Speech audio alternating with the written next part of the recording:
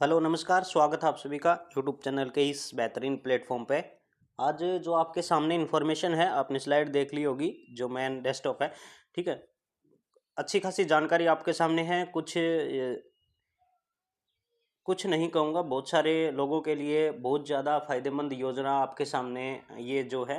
ठीक है, इसका इरोगेशन है वो लगभग हो चुका है। आपको पता होगा पिछले 3-4 दिन हो गए शायद, आपकी ये अखबार के अंदर कटिंग आई हुई थी, मैंने आपको इन्फॉर्म किया भी था। ठीक है, कई बच्चों को वैसे ही बताया था कि ये आपके लिए बहुत अच्छी योजना है। ठीक है, जो गरीब परिवार है, ठीक है, बीपीएल परिवार है, जिसकी इनकम 180 से कम है, ठीक है, वो फ़ायदा इसका ले सकते हैं। ठीक है, योजनाएं हैं। अभी मैं आपके सामने बस ये जानकारी प्राप्त करने जा रहा हूँ कि आपके विधानसभा के चुनाव हैं, उससे पहले पहले आप जितनी फ़ायदा ले सकते हैं उतना ज़रूर लें, क्योंकि ये हमारे लिए यही एक मौका होता है। ठीक है, क्या कहता है, पूरी जानकारी आपके सामने रख रहे हैं। हरियाणा के मुख्यमंत्री नायब सिंह सैनी ने कहा कि केंद्र व हरियाणा की डबल इंजन की सरकार असल मायने में गरीब हितैषी है और गरीब को आर्थिक रूप से मजबूत और सशक्त बनाने की दिशा में लगातार कार्य कर रही है।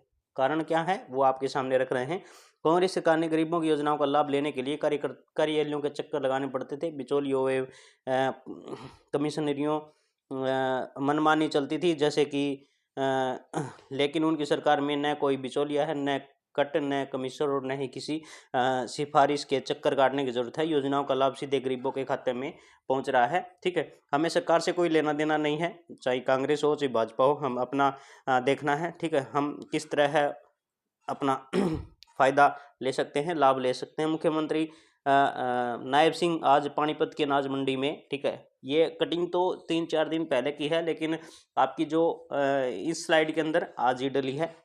अनाज मंडी में आयोजित राज्य स्तरीय सामाजिक सुरक्षा पेंशन डॉक्टर भीमराव अंबेडकर आवास नवीकरणीय योजना एवं मुख्यमंत्री ग्रामीण आवास योजना के तहत कार्यक्रम में बेहतर मुख्य अतिथि संबोधित कर रहे हैं। ठीक है, अब योजना आपको देख लेनी है, सभी बच्चों के लिए आवश्यक भी है, आपके लिए एक ही क्वेश्चन भी है और जानकारी प्राप्त करना आपके लिए जरूरी है। मुख्यमंत्री नायब सिंह सैनी ने इन तीनों महत्वाकांक्षी योजनाओं के लिए 83,633 लाभार्थियों को 100 करोड़ 68 लाख रुपए, कितने, ये देख लेना, 100 करोड़ 68 लाख रुपए अधिक की राशि का लाभ दिया है। सामाजिक सुरक्षा पेंशन योजना के लिए 75,330 नए लाभार्थियों को पेंशन के रूप में 22.59 करोड़ रुपए की राशि दी गई है। मतलब कि ये तो पेंशन है जो अब की बार जुड़ा है, कितना, 75,330 नए लाभार्थी इसके अंदर ऐड हुए हैं। ठीक है, अपने को क्या है, आवास योजना के बारे में जानकारी प्राप्त करनी है, जो कि 100 गज के आपके प्लाट कटे हैं।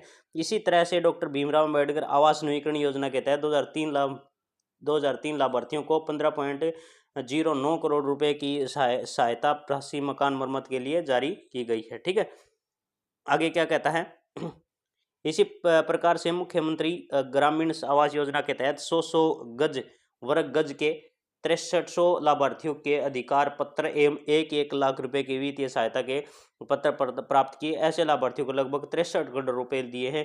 कितने लाभार्थी हैं, 6300 रुपए हैं, 6300 लाभार्थी हैं, 100 गज के प्लाट दिए हैं। पानीपत से योजना स्टार्ट की गई है और साथ में 1-1 लाख रुपए की आर्थिक सहायता भी दी गई है। ठीक है, उन्होंने कहा कि प्रधानमंत्री सूर्य घर मुक्ति बिजली योजना के तहत गरीब व्यक्ति बिजली का बिल जीरो करने का लक्ष्य।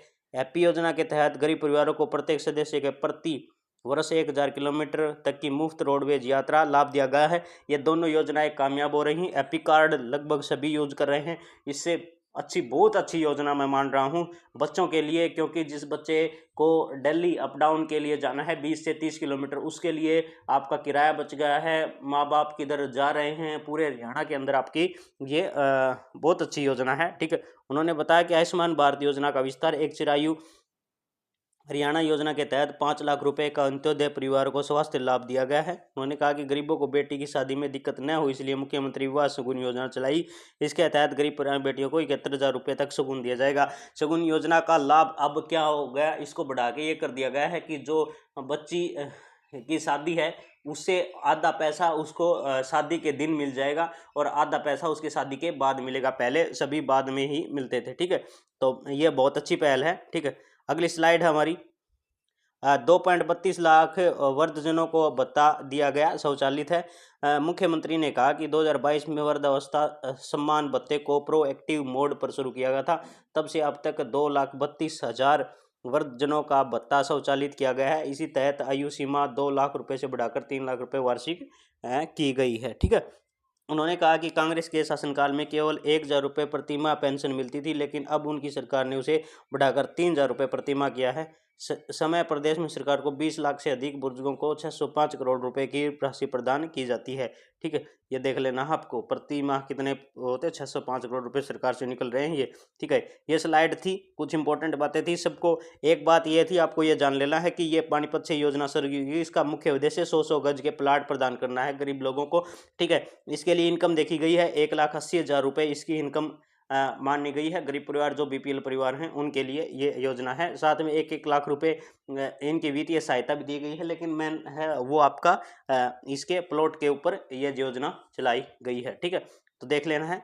बहुत बहुत धन्यवाद आप सभी का।